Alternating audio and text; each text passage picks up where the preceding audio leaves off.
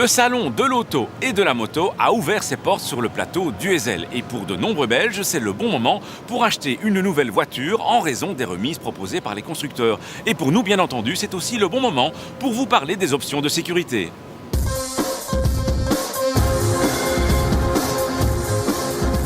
Alors actuellement, les véhicules ont tous l'ABS, le SP et des airbags parce que c'est obligatoire.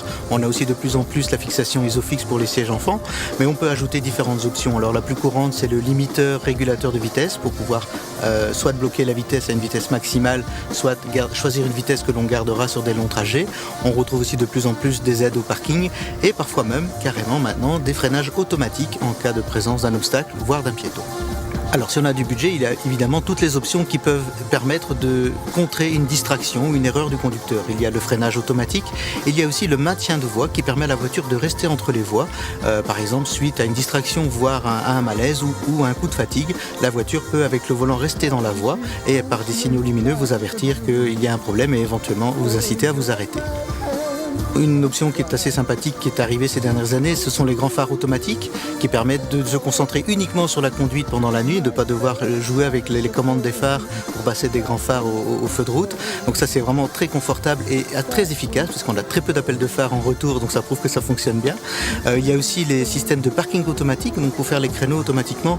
Et alors tous les systèmes qui protègent les autres usagers, il y a notamment maintenant des airbags sur les capots pour protéger les piétons. Vous avez aussi maintenant les systèmes qui régule automatiquement la vitesse en fonction de la signalisation routière, parce que les voitures lisent la signalisation et le régulateur de vitesse ne va jamais dépasser la limitation de vitesse.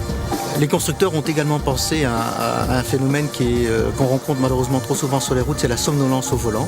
Et donc on a maintenant des voitures qui proposent de faire des pauses, mais d'autres voitures ont un système de capteurs sur le volant et des caméras qui permettent de surveiller le conducteur et qui détectent éventuellement un assouplissement parce que les mains commencent à lâcher le volant. Et là la voiture peut carrément prendre l'initiative de vous inciter vraiment à vous arrêter en envoyant des alertes de sécurité, voire de garder la voie et de ralentir si vous êtes vraiment hors de contrôle. Les tests Euro NCAP, toujours utile de les consulter? Alors les tests Euro NCAP sont toujours utiles à consulter, mais disons qu'on doit regarder ça dans le détail, notamment la protection des enfants, les systèmes électroniques. Donc il faut apprendre à lire les résultats par détail. Souvent 4 étoiles, c'est parce qu'elle est moins équipée en électronique et donc elle perd une étoile simplement pour des questions de régulateur de vitesse automatique, de freinage automatique. Mais en cas de choc, la voiture est tout à fait sûre. Les grands bouleversements à l'avenir, ce sera la voiture autonome. Alors elle n'est pas pour demain. On va d'abord passer par une étape semi-autonome que l'on voit déjà maintenant dans le très haut de gamme avec des voitures qui tournent, qui freinent et bientôt des voitures qui vont reconnaître la signalisation routière comme les stops et les feux rouges et vous aideront à conduire et surtout en ville, elle pourra prendre votre place. Mais il faudra toujours garder les mains au volant pour l'instant parce qu'il est interdit encore de lâcher le volant et de laisser la voiture conduire toute seule. La chasse aux bonnes affaires est ouverte, mais que cela ne vous dispense pas de penser à la sécurité. Alors certes, les véhicules neufs sont de mieux en mieux équipés à ce point de vue, mais il reste encore des options intéressantes que vous pouvez ajouter en fonction de votre budget. À la question de la semaine dernière, il fallait répondre que le permis voiture s'appelle le permis B. A gagné cette semaine une boîte cadeau Kinépolis avec 2 tickets de cinéma et un boucher Food and Drinks. La question ? Le document officiel qui vous renseigne le kilométrage d'une voiture d'occasion s'appelle le Digipass, le Capass ou le Carpass.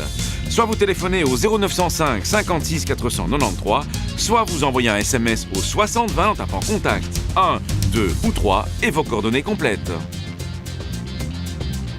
À la semaine prochaine et d'ici là, bonne route!